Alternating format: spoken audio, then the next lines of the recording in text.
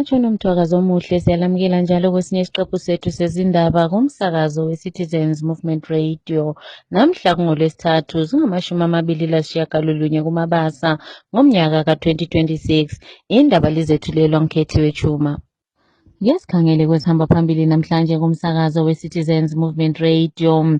Sekulentukuthelo evela emphakathini lapho uChivayo inikeze isipho kulunga ledale lePhalamende kubandla eliphikisayo esemali kanye lemota. Umlando wethu ukusebenzela labo abasikhethayo kusho uMatsebanyika. uBellarmine Mugabe kanye lomunye wakhe uMathonwethe baye bavela njalo enkantolo namhla ukuyalalela isigwebo sabo. Nanzi indaba zethu ngokugcweleyo.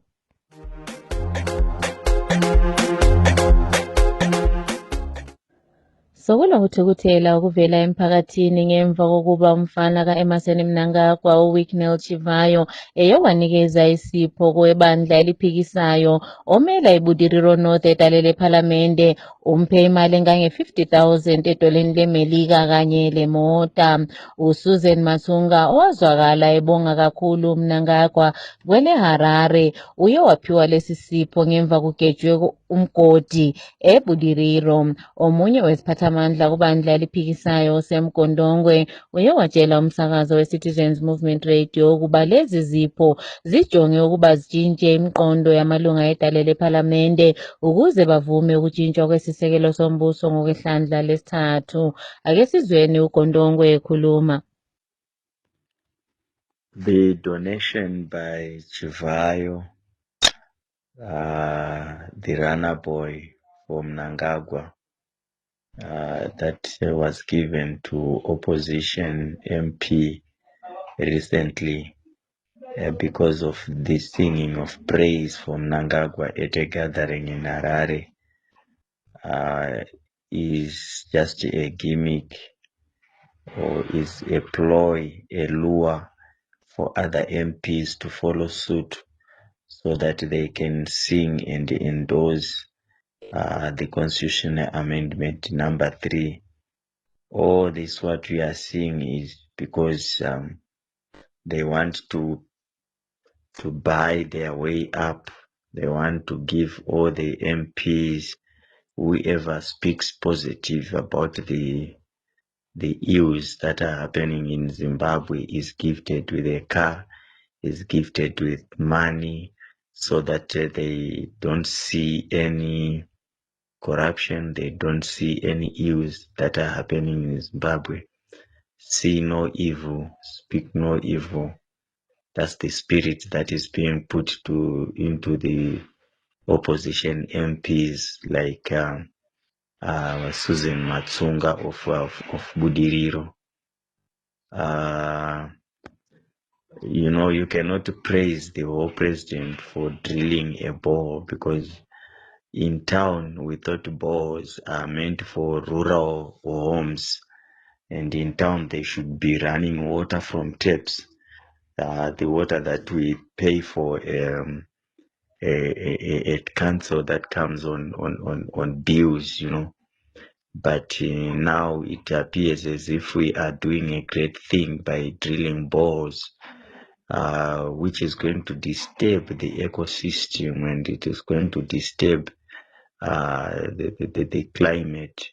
Yet the whole government is busy trying to stay in power, busy trying to change the constitution, instead of the government prioritizing water, which is life, prioritizing hospital, prioritizing removal of corruption and removal of drugs that are being peddled by the very same people who want to change the constitution. So it is very sad for an opposition MP like Matsunga to sing over the roof, to be so ecstatic for Mnangagwa and singing praises for him like he has done anything outside this world.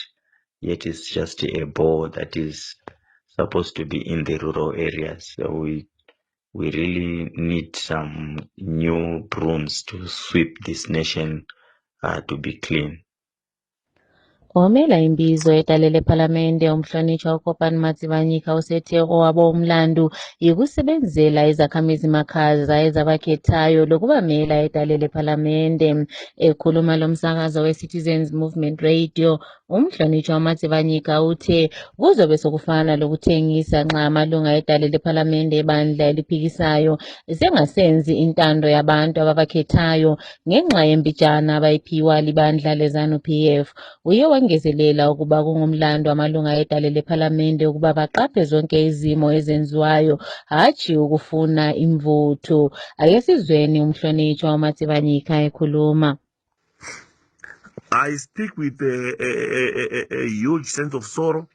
I speak with a deep sense of concern and an unyielding sense of duty to the people of Zimbabwe under our current circumstances. At a time when our nation is burdened by economic hardship, at a time when our nation is suffering institutional decay, at a time when the corrosive effects of corruption are evident, at a time when our constitution is undergoing a coup under what is called the CAB 3, Constitutional Amendment Bill number 3, under a situation whereby the people of Zimbabwe are suffering unemployment. It is so unconscionable. It is so unconscionable. It lacks conscience that any public representative, such as a member of parliament and an opposition member of parliament for that matter, to compromise integrity for trinkets, to compromise integrity for favors, to compromise integrity for cash, to compromise integrity for whatever material gain. Let me be very clear. Accepting gifts, accepting benefits, or financial incentives from individuals who are linked to questionable wealth, from individuals whose wealth is alleged to be a process of crime, taking a gift from people who have actually alleged to have profited from fraudulent tender process, and those who have profited from the plan of our national resources, is not only unethical, it is a huge betrayal of the people of Zimbabwe. So, accepting gifts from people like Kudamachita Gwire, accepting gifts from people like Tungwarara, accepting gifts from people like Wicklow Chivayo, and many others, is actually to me it's actually a betrayal on the voters that have cast away, braved the cold August of 2023 to cast a vote for us. We cannot on one hand stand before a parliament condemning corruption and also condemn abuse of office, while on the other hand we quietly go and take the spoils of the same road. I think such duplicity, it weakens our moral authority. So I therefore call upon all opposition members of parliament to exercise a principled position to actually reject in strongest possible terms any overtures from individuals whose wealth is tainted by allegations of corruption, from individuals whose wealth is tainted by allegations of state capture. As a leader, credibility is the greatest asset. And once you lose it, you cannot reclaim it. And remember, you cannot reclaim credibility using slogans and speeches. You claim credibility using through your actions. And Strive Masiwa once said that integrity is better capital than money. I have confirmed that it is true, because it is better to have a good name than to have money. Money is temporary. Money will go, but a good name lives forever. So I encourage our MPs that let us remember that we're not in parliament for personal enrichment. We are not in parliament for proximity to power. We are not in parliament for gifts and trinkets. Because gifts, by their very nature, they actually undermine the independence of parliament. So it is important that we remember that we are here to serve. We are here to safeguard public resources. We are here to restore dignity to governance in Zimbabwe. So, for whatever we do as leaders or opposite leaders or MPs, let us always remember that the people are watching. Let us remember that history will judge us harshly. So it is better to choose integrity. It is better to choose courage. It is better to stand with the truth. It is better to stand genuine. I thank you. uBellarmine Chatunga Mgabe kanye lomunye wakhe abasolwa ndawonye uTobias Matonetse baye bavela njalo eGoli enkantolo kwele South Africa namhlanje ukuyalalela isigwebo sabo. Laba ababili baboshwa ngemva kokuba bedubule owayesebenza engadini emzini wakoMgabe enyangeni ezimbalwa ezedlulileyo. Batholakala belecala lokuba selizweni lelo ngokungekho emthethweni. Intatheli yethu yomsakazo we-Citizens Movement Radio isinikeza imininingwana ngalokho okuvele enkantolo. In Johannesburg, South Africa, Bellarmine Chatunga Mugabe, the youngest son of the late dictator Robert Gabriel Mugabe, has been sentenced in a Johannesburg court to a fine of 400,000 rands or 24 months in prison for pointing a firearm, plus an additional 200,000 rands or face 18 months in prison for contravening South Africa's Immigration Act by being in the country illegally. His lawyers confirmed the 600,000 rands fine has been paid. Officials from Department of Home Affairs will complete the paperwork and he is expected to be deported shortly. Tobias Matonodze, cousin of Bellarmine Chatunga Mugabe, has been sentenced to 12 months on one account, another 12 months on a second, 3 years on a third, and 12 months on a fourth. All sentences will run concurrently, meaning Tobias will serve an effective 12 months behind bars before being deported to Zimbabwe. It's me, Lenktore Mwanaka, reporting for Citizen Movement Radio News, CMR. Sisasekwele South Africa, uhulumende waseZimbabwe usexwayise izizalwane zaseZimbabwe eziphila zise-South Africa ukuba ziqaphe isimo lapho qala khona udlame lokuhlasela abantu bokuza kulelo lizwe. Lokho kuza ngemva kokuba kuhlelwe impikisho ilizwe lonke kunyanga lezayo lapho kubikwa isimo asizukuba sihle. Abahlose ukuba bavakashele leli lizwe bayaxwayiswa ukuba baqaphe impikisho, behlise njalo ukuhamba bese behlala phakathi ezindlini, ikakhulu endaweni ezaziwayo ukuba zilodlame.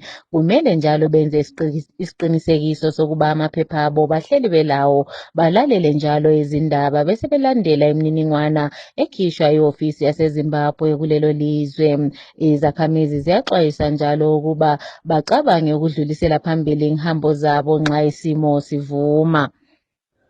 Owayemela iBinga North etalele ePhalamende umhlonitshwa uPrince Dubeko Sibanda usethe kungaba liphutha elikhulu ukuthi abantu bacabange ukuba ibandla eliphikisayo selifile ngenxa yabantu abambalwa ababethungamela asebethengise umhlangano. Uye wangezelela ngokuba labo abakhethwayo abayisibo abangumgogodla webandla eliphikisayo kodwa uquqaba lwabantu. Uye wathi ibandla eliphikisayo isisekelo sabo simi ebantwini, kanti njalo kusecekeni ukuba ibandla eliphikisano liyaphikisa ukutshintshwa kwesisekelo sombuso ngokwehlandla lesithathu.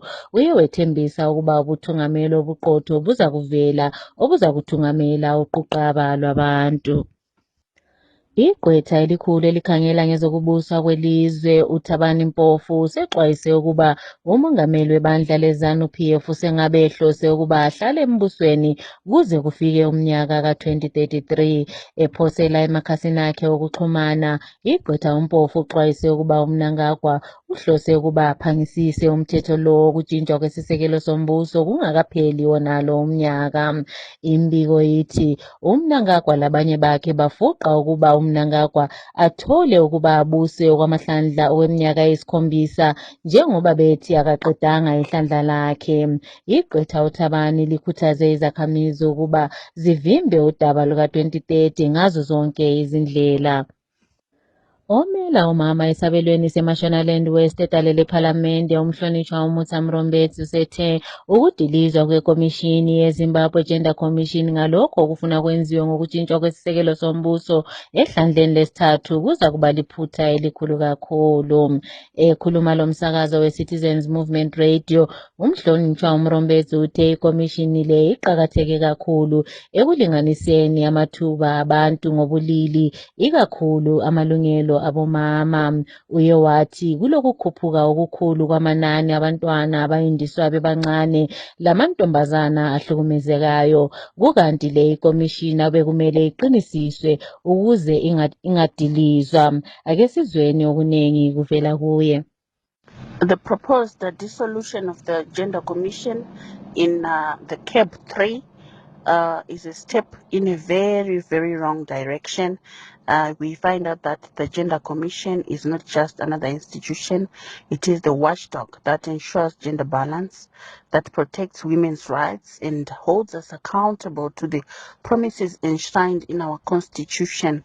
At a time when child marriages are rising, when the girl child is still vulnerable to abuse, and when women continue to face the disproportionate burdens in education, health, and economic opportunity, we cannot afford to weaken the very body designed to safeguard them.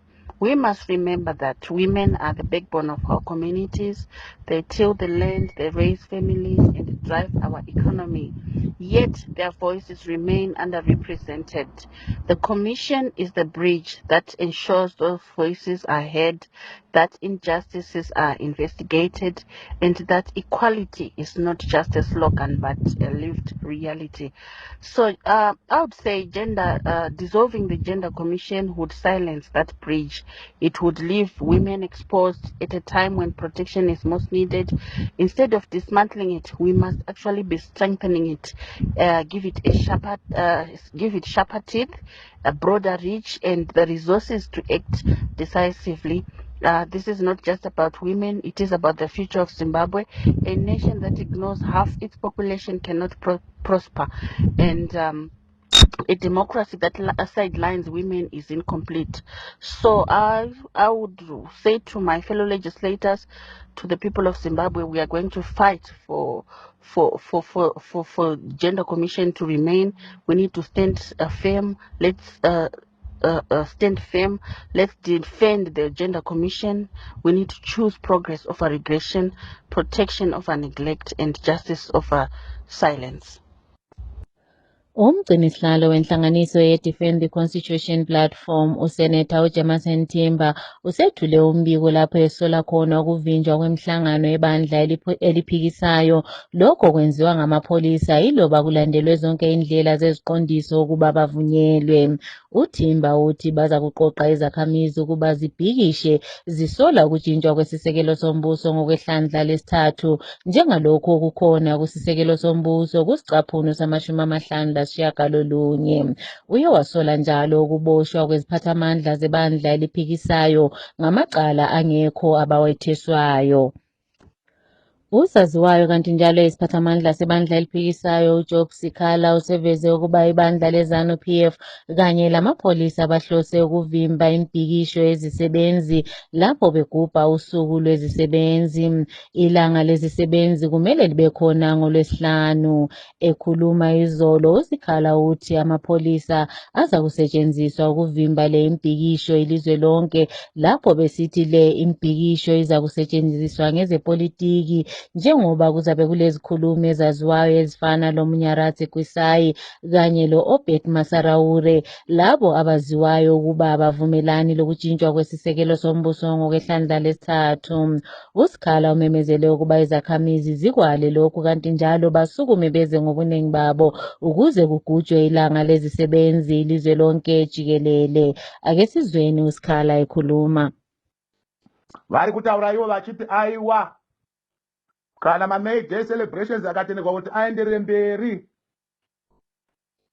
tichaona vatungamiri vari kupikisana nenyaya yeagenda 2030 vakaita sana Professor Lovemore Madhuku, vakaita sana vaJacob Ngarivume, vakaita sana vaTendai Biti, vakaita sana vaJameson Timber, navamwe vatungamiriri vakaita sana comrade Munyaradzi Gwishai vachawanikwa vari pamagatherings aya vakatanga kutaura nyaya yeCAB 3. Saka vari kuti haiwa misai kuti misangano inofana kuti itwe neZCTU namamwe maworkers union akafanana ne4 days ngaamiswe kuitira kuti vanhu ava vasawanikwa kupiwa mukana wekuti vakwanise kutaura pakaungana vanhu. Ndo nyaya iri kupushiwa nezvigananda kuti musi 1 May vanhu havafani kuti vashandi havafani kuti vatenderwe kuti vaungane nenyaya yekuti vari kutya kuti vanhu vari opposed to Agenda 2030 will get the platform for them to liaise and speak to the masses of our people in Zimbabwe. Asi vari progressive muchihurumende ichocho vanopikisana neAgenda 2030 vari kuti aiwa May Day is an international calendar day riri kuitwa celebrated by all the working class citizens in each and every country throughout the world. Zimbabwe can not only be an exception in 2026 where we will not allow the workers to commemorate their International Day of the Workers' Day. Workers' Day I celebrate in Zimbabwe. It is being celebrated throughout the world. All countries throughout the world recognize the 1st of May as the day of the working people of their countries. MuZimbabwe zvigananda zviri kurongomweya usakarurama wekuti musi wa1 May vanhu vasatenderwa kuungana kuti maworkers acelebrate kana kuti vasumuke vachitaura zvinenge zviri zvinyuto zvavo. We wish those who have got the vision in the heart of the people of Zimbabwe, in the house of the Philistines, will be able to prevail and allow the workers to celebrate their day of the working class without any disturbances from those people who are evil against our workers.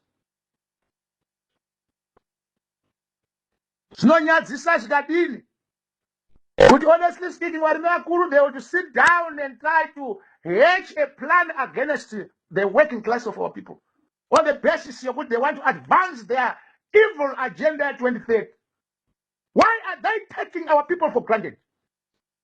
Why should our people be treated as if they do not own any right in our nation? Those who are opposed to 2030, this is the day for you to have a platform for you to speak to the people, and the workers must be allowed to gather throughout the country. As it is, not only their right in Zimbabwe, but internationally, the workers' day is the working people's day. No one should stop the workers from celebrating their day.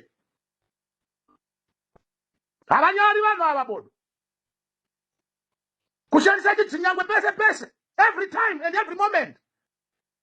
For how long shall our people in Zimbabwe take this nonsense which is happening in our country? This nonsense needs to stop. Allow the workers to celebrate on the 1st of May without any hassles and disturbances. Don't advance your nefarious agendas using evil tactics. At the end of the day, good will always prevail over evil. And I bet workers shall celebrate their day on the 1st of May.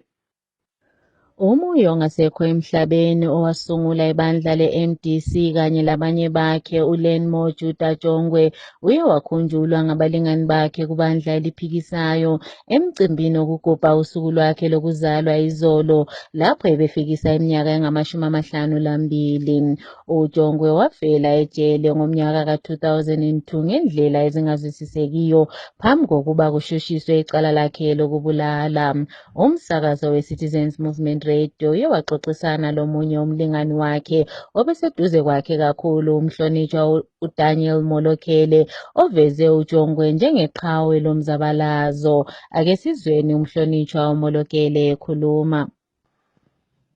Omunye uLenmo Juda Jongwe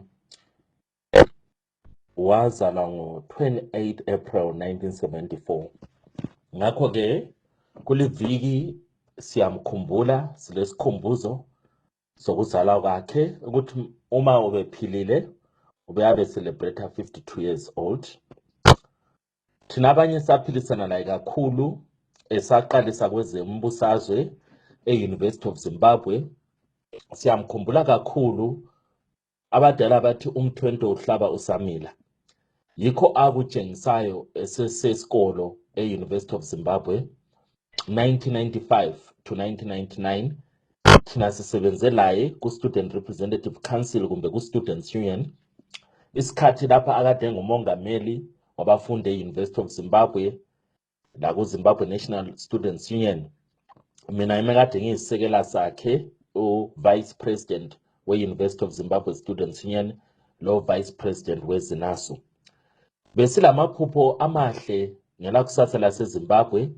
Ngakho-ke manje simkhumbula namhla sikhumbula ukuthi yena njengoba siwadlula emhlabeni wasitshela umlando ukuthi siqhubele phambili silwisa sisilwa ukuthi kube leZimbabwe elitsha, iZimbabwe labantu bonke, ayikhona iZimbabwe labantu abalutshwana. Sifisa ukuthi kube leZimbabwe eliyabe lilozibuse, abantu bechelesile, abantu benemsebenzi, abantu benempilakahle, bengahlukuluzwa. Yilo iZimbabwe siliphuphayo. Ngakho-ke namhlanje sikhumbula impilo yakho Leni Mojongwe, sikhumbula njalo amaphupho esasilawo sesengabatsha, sengabafundi e-University of Zimbabwe, ukuthi yikho esikufisa ukuthi kwenzakale lapha kwelakithi leZimbabwe. Sithikalayo ngokuthula umuyi uLeni Mojongwe. Inhlanganiso yeZimbabwe National Liberation War Veterans Association isivikele umsekeli kamongameli welizwe uConstantino Chiwenga ngokulahla imbiko lethi kumele aphume esihlalweni sakhe ngemva kokuba yenze intshumayelo enkonzweni ngensonto. Kumbiko wethulwe izolo nguchalimana wale inhlanganiso Andrei Ethan Matibela, bathi le mbiko yokuba uChiwenga ehle esihlalweni sakhe kayiqondanga kanti njalo kayikho emthethweni, lapho besithi umsekeli kamongameli wenze lokho kukhona esisekelweni sombuso ukuba asebenzise ilungelo lakhe lokuveza lokho afuna ukukusho. Kusenjalo owaziwayo uLynn Mudoni useveze ukuba kulenhlelo eziqhubekayo zokuthwala abantu abasekela uMnangagwa bevela esabelweni seMashonaland East lakwezinye izabelo ukuba beze Harare bezobamba umbhikisho kubandla leZANU PF besola umsekeli kamongameli uConstantino Chiwenga. Omudoni uthi inhlelo lezi sezisezingeni eliphezulu lapho sokube lezikipa ezibhaliweyo zisola uChiwenga zithi makahambe. Umsakazo we-Citizens Movement Radio uza kulinikeza imininingwana eminingi ngalokhu okuza kuvela ngalolu daba. Izakhamizi zasedolobheni leChitungwiza zithi sezilahle ithemba kuhulumende ukuba abancedise ngodubo lwamanzi kule indawo.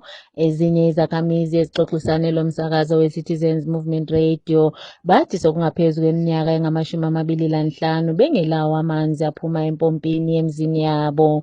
Ezinye izakhamizi zithi yiloba u-Emmerson Mnangagwa wabathembisa ukuba uza kulungisisa udaba lwamanzi ngesikhathi evakashela le indawo ngomnyaka ka-2022, ukuze kube manje uhulumende akatshengisi isifiso sokuba kube lesisombululo kulolu dubo. Umdlali wama-Warriors odlala phakathi uMarshall Munetsi kubikwa esekhangelelwe ukuba adlulele kuqembu leNottingham Forest nxa bezadlala kuhle ukuze bengakhishwa emdlalweni. Imbiko ithi uMunetsi iqembu lakhe leHawks seliphakathi kwengxoxiswano leqembu leForest. uMunetsi okwakhathesi udlala ebolekiwe kuqembu leParis FC kweleFrance lapho wadlala kuhle khona kakhulu. Nxa ingxoxiswano lezi zingaphumelela kusho ukuba uMunetsi uzabe esedlalela eqenjini lapho okwakulomqeqeshi khona wakhe weWolves uVitor Pereira. Iqembu le-PSG linqobe iBayern Munich 5-4 izolo kuhlandla lokuqala lemidlalo ye-semi-final e-UEFA Champions League izolo kweleFrance. Amaqembu lawo mabili aza kuhlangana eGermany kuvikezayo ngoLwesithathu. Ngomunye umdlalo we-semi-final, i-Atletico Madrid iza kubhekana le-Arsenal eWanda Metropolitano kweleSpain.